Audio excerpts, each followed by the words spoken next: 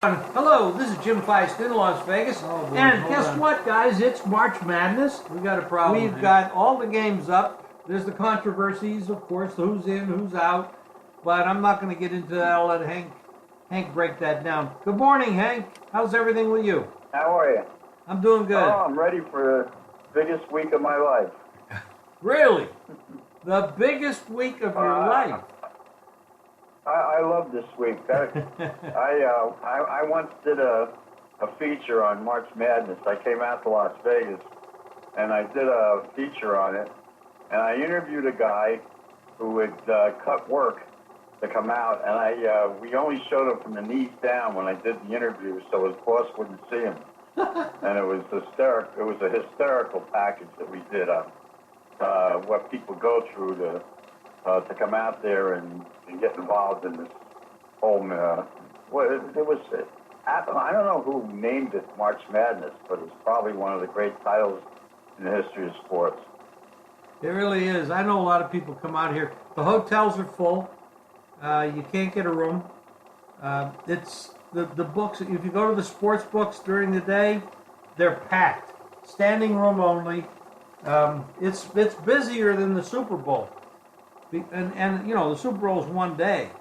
And it's so that people come out for a few days before it. But they're here for 2 weeks. A lot of guys are here for 2 weeks. Some just, 7 to 10 days. But it's crazy and exciting, and it is the best 2 weeks in sports. There's no question. So what did you see this weekend that really impressed you or did not? I'll tell you what I don't understand. First of all, I think Villanova got a walkover into the Final Four. If you look at the draw that they got, and then I look at some of the others, and I'm looking at John Calipari is rightfully upset because of where he is. With his Kentucky team, and Kentucky is got a second round game where it could be ridiculous. Kentucky is going to have to play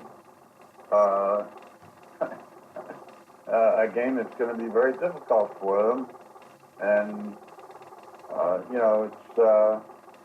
I don't understand how they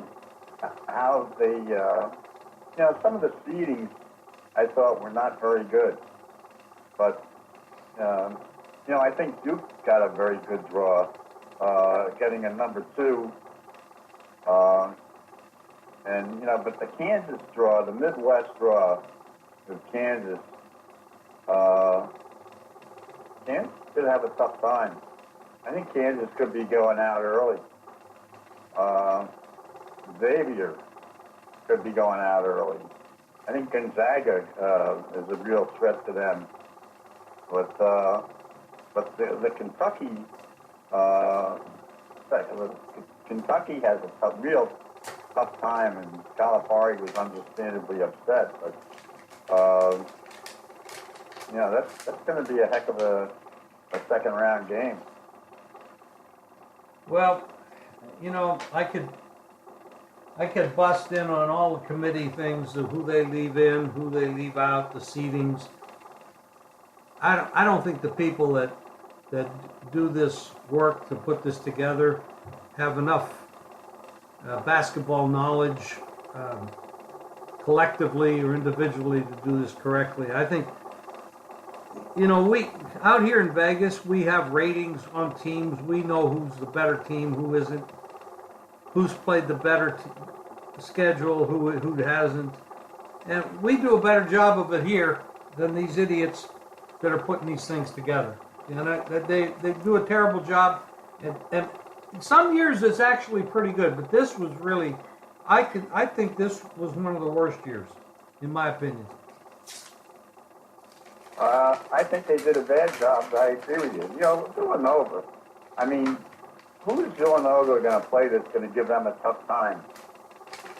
If you look at their draw, They've got Wichita State, West Virginia, Virginia Tech, and then you look at the other half of their draw, you have Purdue, Arkansas, Texas Tech, Florida, UCLA.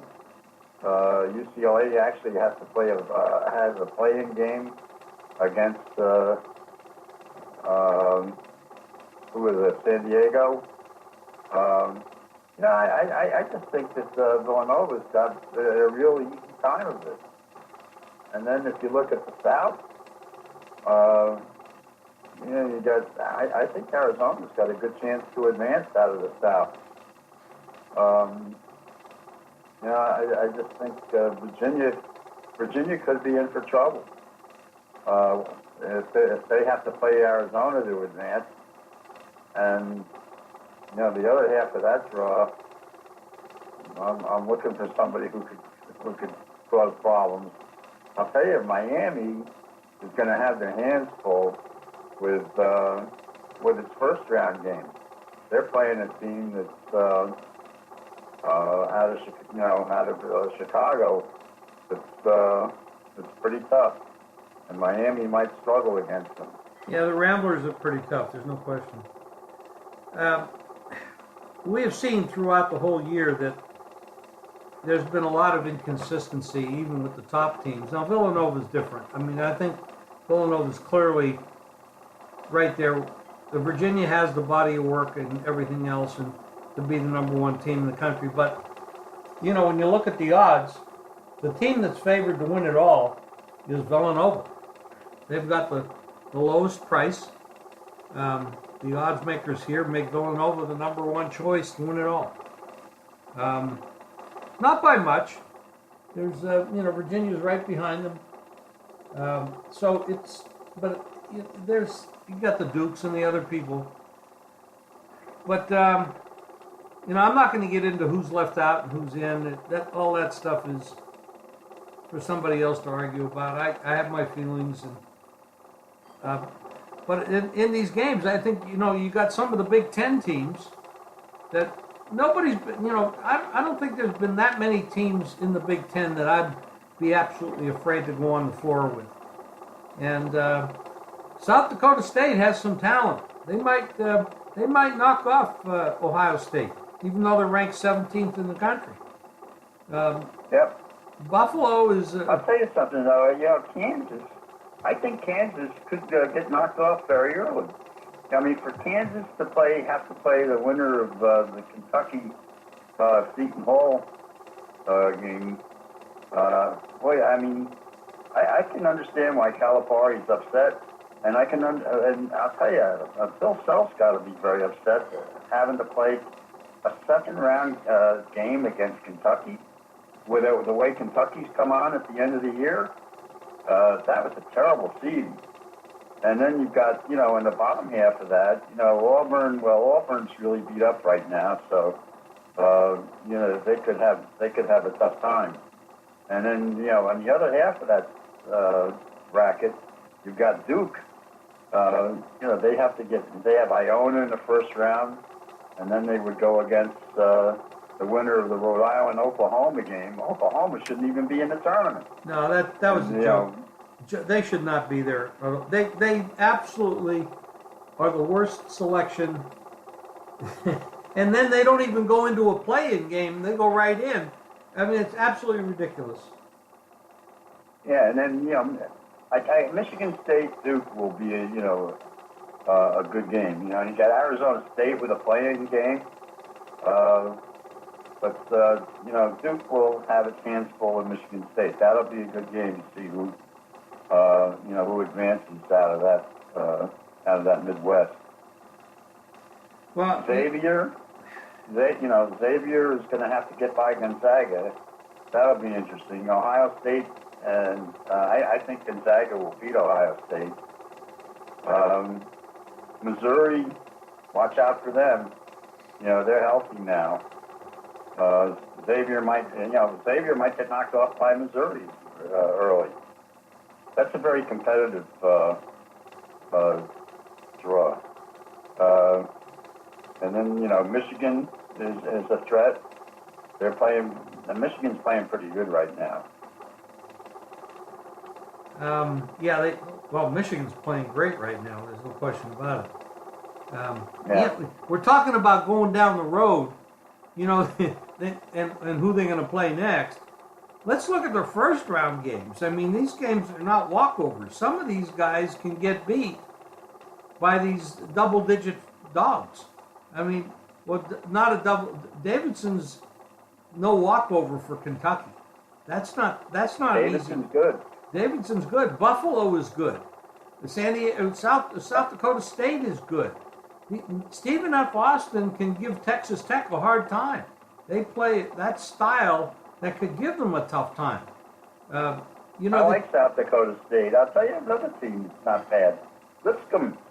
They're playing North Carolina in the first round. That's a big take, too. By the way, South Dakota State is a play for me against Houston. They're not playing Houston. Who are they playing? South Dakota State's playing Ohio State. In the first round? Yeah, the first game. South Dakota State plays Ohio State in the first game. Oh, okay. I got South Dakota State advancing out of that first game. Well, I think I mentioned it earlier. I think they very well could win the game on the floor. Yeah. The Ramblers of Loyola, you're right about them. They're very tough. San Diego State is playing Houston. Hank? Oh, I'm sorry, yeah. I got San Diego State with a check mark to beat Houston. Yeah, they got the same initials, SDS. It's the same initials as South Dakota State. That's what confused you there. Okay. Yeah, San Diego State's a 4-point dog to Houston. Houston's playing very well. I mean, they easily could have won all that. That was a very good game yesterday. San Diego State beat up on New Mexico the other day. Yeah, I've been riding them right through. They're playing very well right now. They got a good guard play, and they're very well coached. And Kelvin Sampson is a good guy, and he's a pretty decent coach. But I don't think Houston's got the guns to get by them. Excuse me. Yeah, this is going to be a great. We have a couple of games, and then of course, you got your NIT, which is a real big field. There are going to be a lot of great games in that NIT, and the CBI and the CIT. There's money to be made.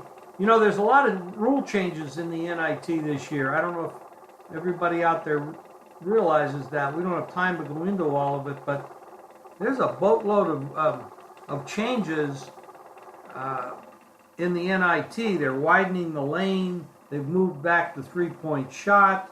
They've changed the shot clock. The NIT has been doing, experimental things the last couple of years so everybody can learn how it works out. And we got to keep on top of that. The lane's going to be wide open.